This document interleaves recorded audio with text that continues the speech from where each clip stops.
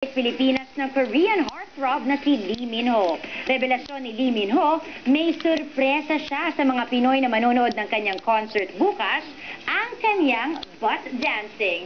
Narito ang ating report. Pinalibutan ng sangkaterbang security sa paglapag sa NAIA ang Korean superstar Lee Min-ho na nakasuot lang ng simpleng white shirt at shades. Hanggang sa sasakyan, nakabuntot ang die-hard Pinoy fans.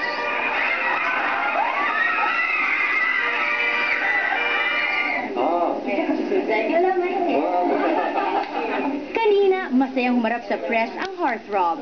Ito'y para i-promote ang kanyang first concert sa Pilipinas na may Everything World Tour.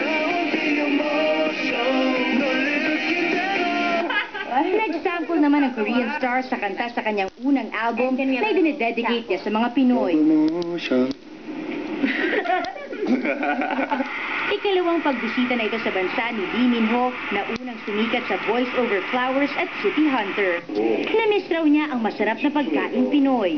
음미하면서 먹어볼 예정입니다. He tried a lot of Filipino food, but he can't really quite remember except adobo. Gusto rin niya makapagbakasyon sa mga beach sa Pilipinas. 보라카이 말고도 예쁜 섬 많다 그래서 Last time he was here, people were telling him about Boracay. But not only Boracay, he hears that there are many other beautiful islands. Pangarap din niya makagawa ng collaboration kasama ang Phil-Am Grammy winner Bruno Mars.